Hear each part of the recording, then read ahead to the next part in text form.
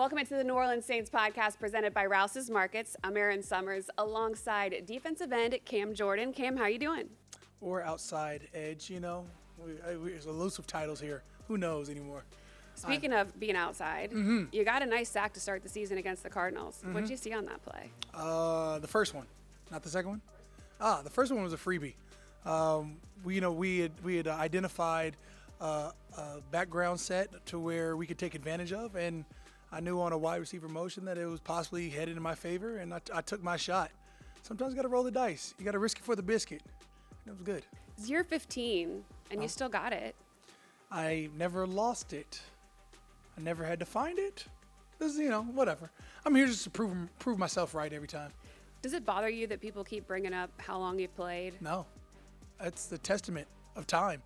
I mean, the average NFL career when I first got to the league was like 2.7 years. Now it's almost 3, but that's still not enough to get vested. I mean, if you look at guys around the league, how many times have they had to move? How many times have they chosen to go after money or chosen to go after a ring or the team didn't want them anymore?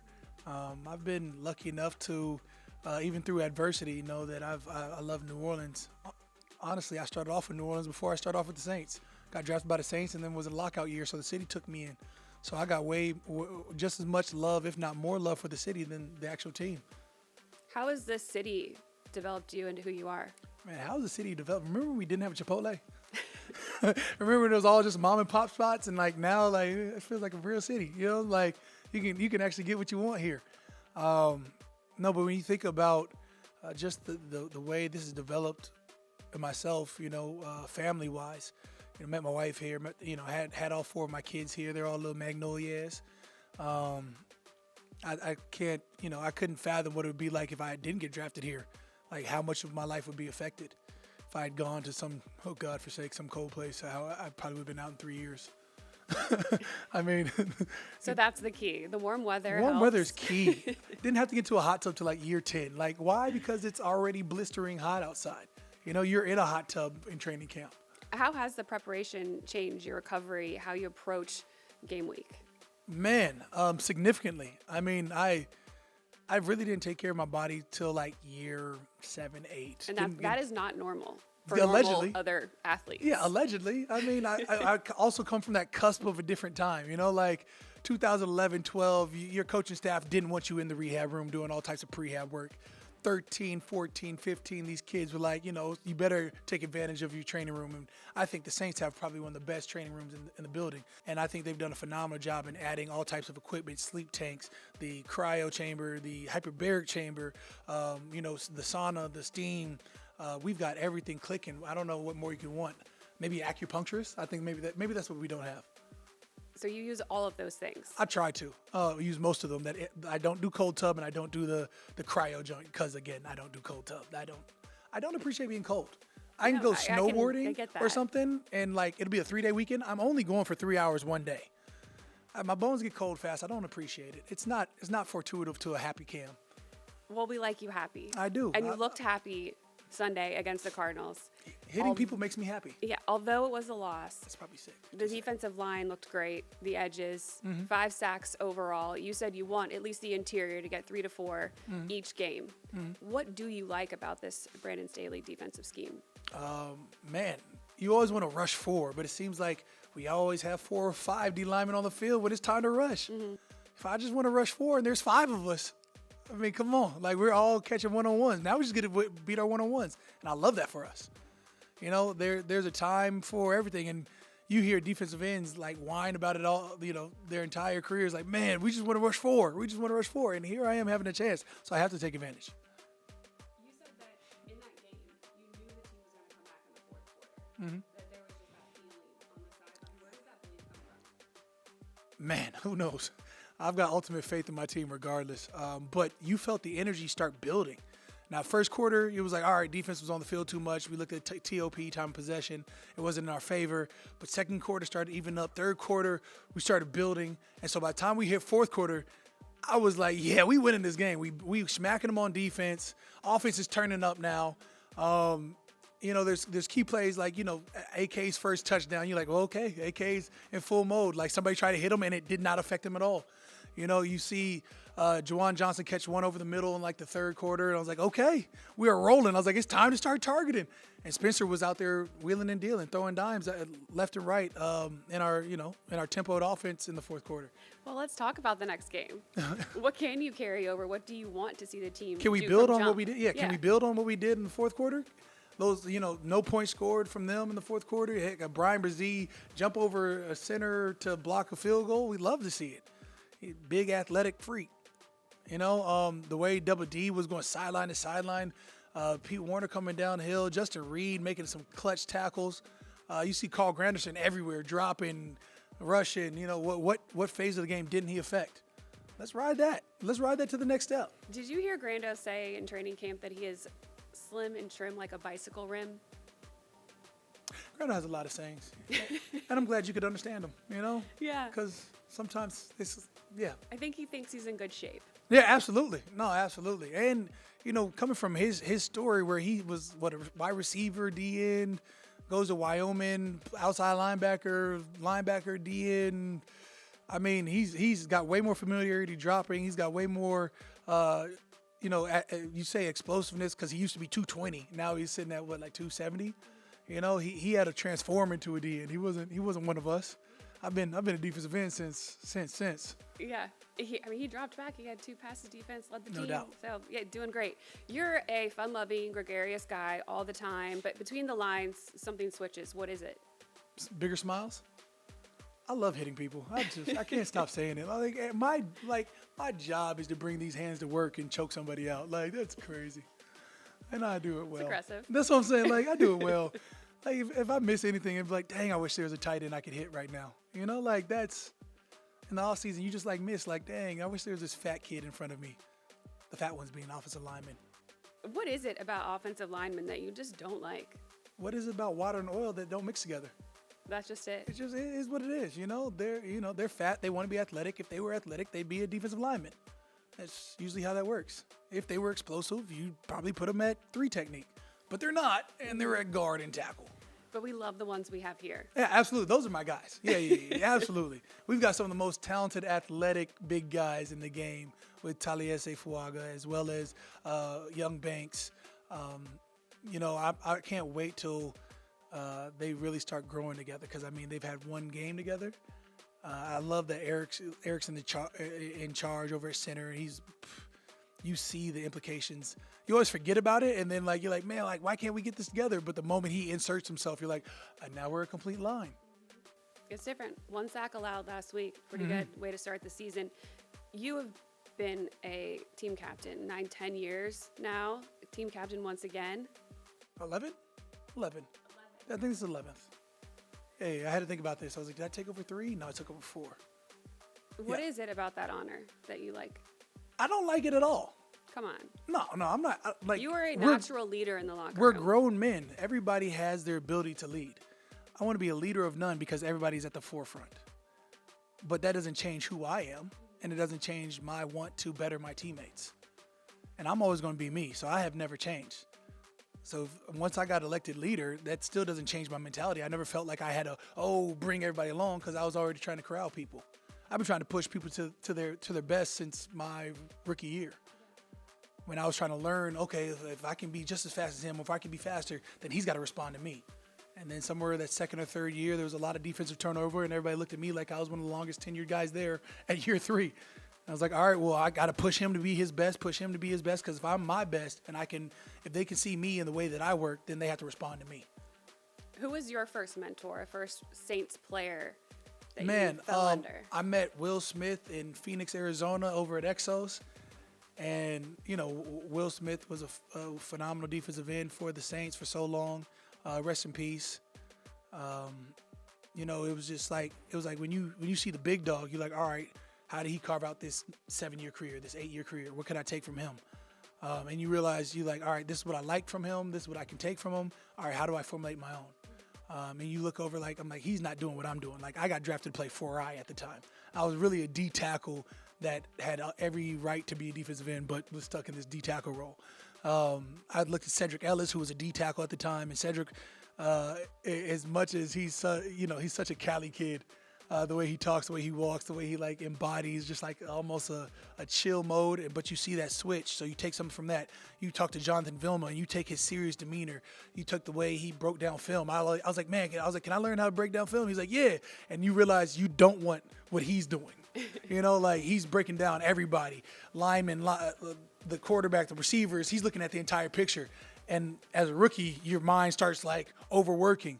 And you just got to focus. I took from Bill Johnson, if you see a little, you see a lot. If you see a lot, you see a little, which means like just process the information that you can control. And it was really just like no one in particular leader, but there were so many leaders on that defense. Roman Harper used to have his gun shows on Fridays, like all the bicep curls, the curls for the girls, his upper body workout.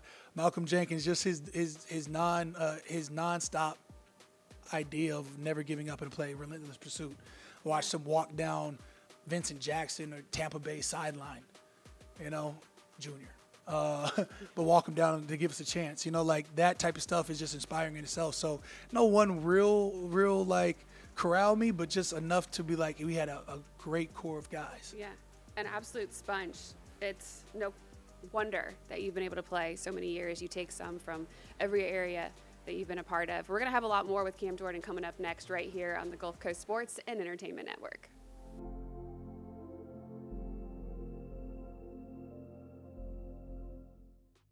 Welcome back to the New Orleans Saints podcast presented by Rouse's Markets here on the Gulf Coast Sports and Entertainment Network alongside Cam Jordan. I'm Erin Summers. When did you know that you wanted to be a professional football player?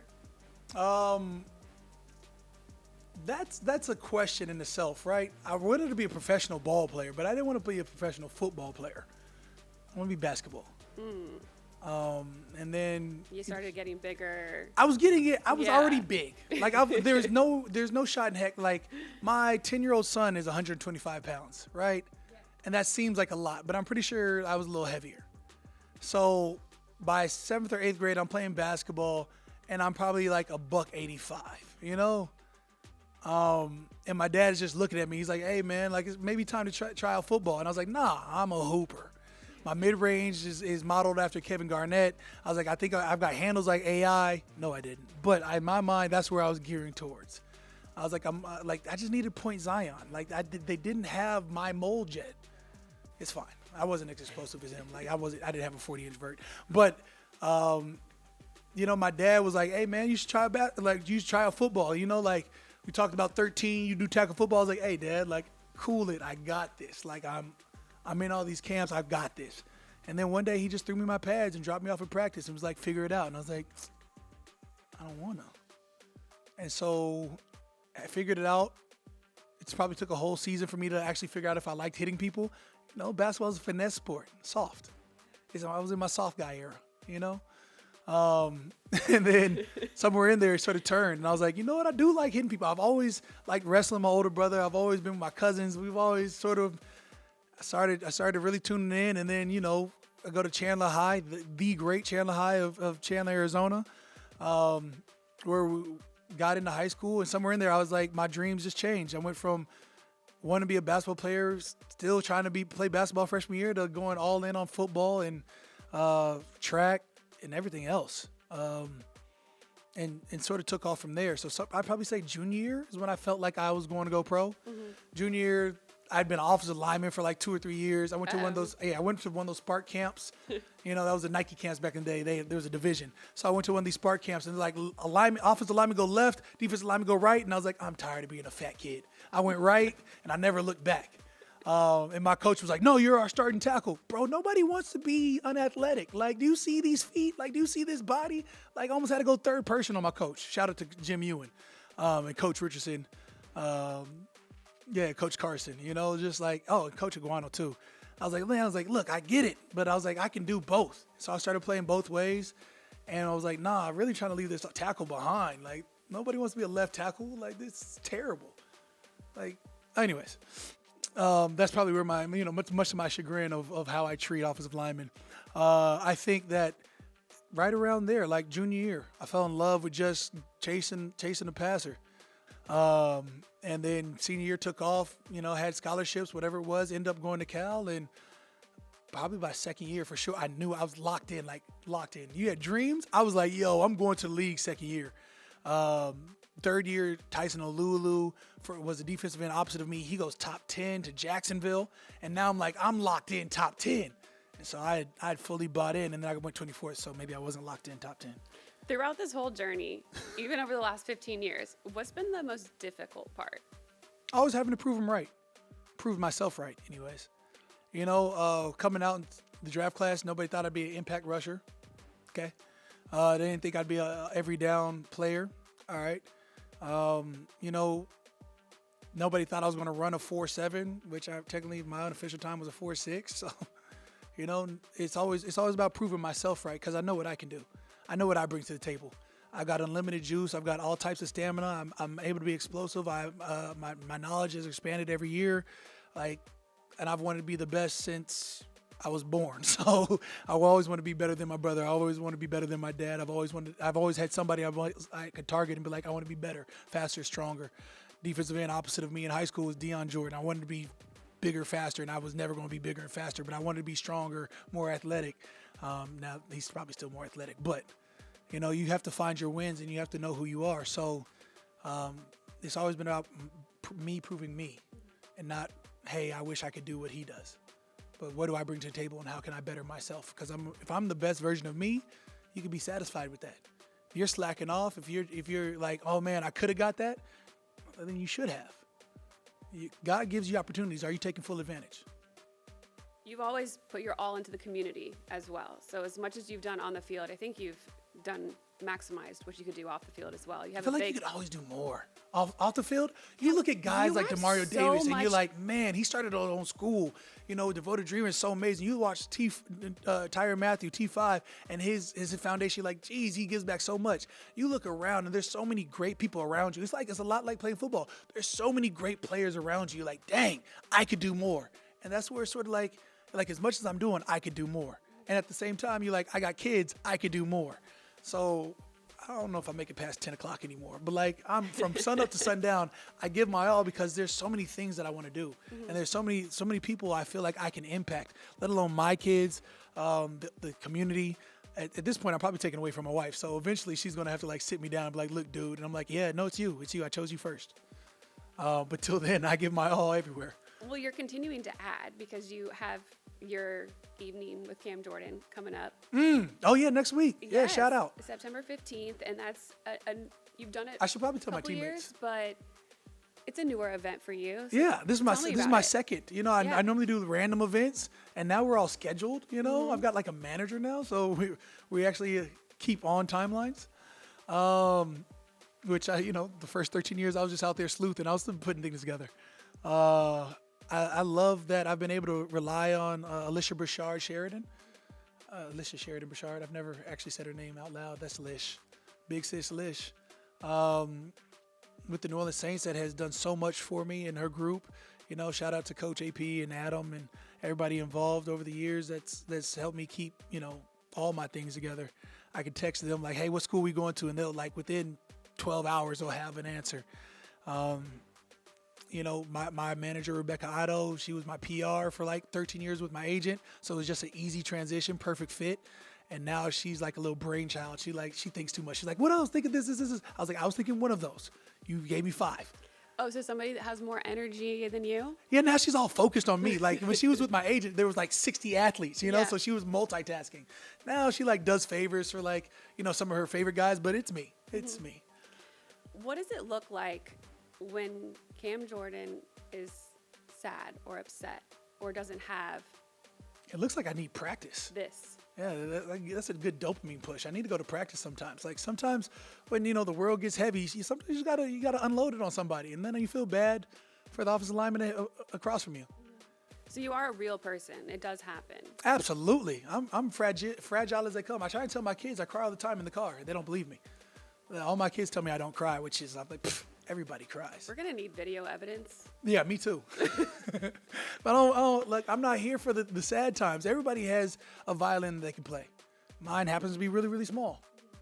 Everybody feels some type of way. Everybody has, kids are born in 2000, so everybody is sensitive now. Everybody has feelings that they want protected. I'm to the version of we all have our plights. How can we best make the best situation out of all of it? In my mind, I probably make more of my own problems than necessary. Like I can make conflicting schedules. I say yes to everything. I do too much, or I'm not paying attention enough to what I'm supposed to be paying attention to. So really, it comes down to it. It's me. Well, we thank you for making time in your schedule for this. Yeah, I appreciate you for having me. Yeah, shout out to J-Mac, because I was definitely headed towards lunch. And he was like, hey, you ready? Yes. Yeah, and guess what? We're not done yet. Love it. Because on the other side of this break, we're going to have one last wrap up with Cam Jordan. So stick with us right here on the New Orleans Saints podcast. Wrap up with the quarterback? I love those.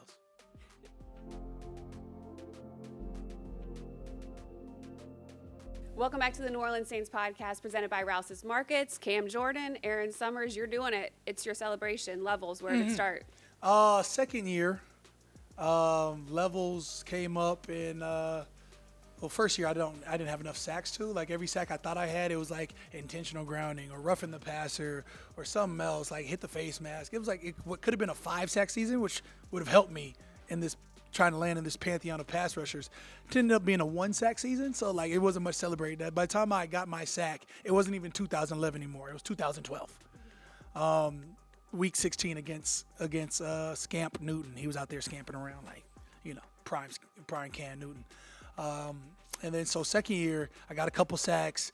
Roman Harper, Malcolm Jenks, John Vilma was like, man, you got to have your sack celebration. One that's not going to tire you out, because I was like all screaming everywhere like, little kids do. And then you got to go play like 3 more downs, So I was over there like, all right, well, cool. I tested a couple things out. They like made fun of me for them. I think I tried to do a little bow tie, shake them. And Malcolm was like, nah, man. I was like, that's weak. Next thing I know, that's his celebration. It's fine. I'm not saying I should get credit for that, but I felt like I did it first. And then so somewhere in there, I just was like, I got to stack these sacks.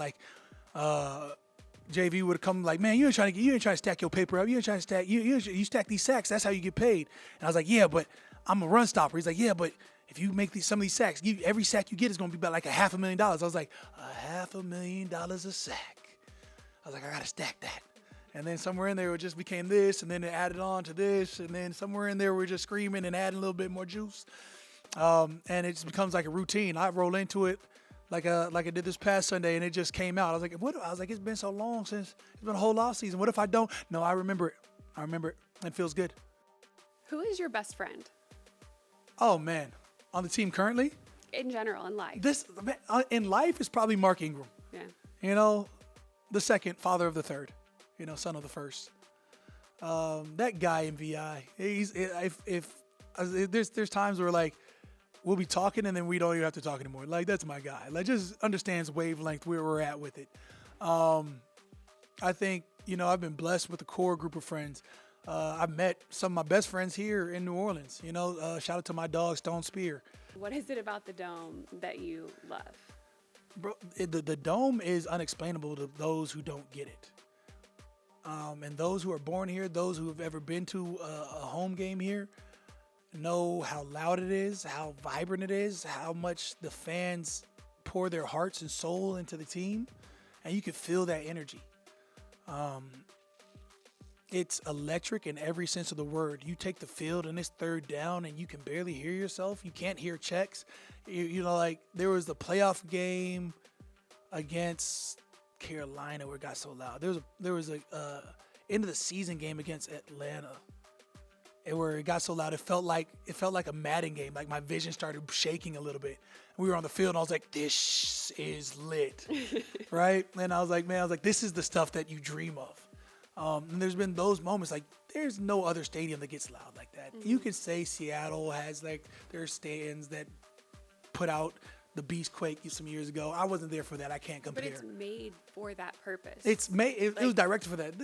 The Superdome has been the epicenter of New Orleans since it got here. This is where people went for Katrina to be harbored. This is where people ran away from in Katrina to get back to their houses. This is where the Bensons for sure. Miss Gail has poured so much money into renovations. This is where you could have, if somebody gave up their tickets today, there's probably 10 years worth of people waiting thousands of people just like biding their time to get tickets so they can pass it on. It's a lineage thing here. It's a connection that's unlike any other place because they're waiting. And there's so many other things to do in the city. And they're waiting for this. Across the street, there's a Smoothie King Center, and they're waiting for this. You go to another city like Wisconsin where there's nothing to do but have a partial ownership in the Green Bay Packers, sure. And they're still not touching what we have here. Yeah. The Superdome is a legendary place here in New Orleans, and you have been a legendary piece of the Saints since the moment you stepped on that stage and became a part of this team. So I appreciate you. Thank you so much for spending this time with us. I appreciate it. Yeah. As a former fat kid that got here and gained like 10, 15 pounds my rookie year, I've learned how to cherish New Orleans as well as nourish myself away from New Orleans at times. Sometimes you have to stay away from the sauces. It's a key component. Hey, lagniappe is not good for the back. The back gets big. That is Cam Jordan. I'm Erin Summers. Thank you so much for joining us on the New Orleans Saints podcast presented by Rouse's Markets.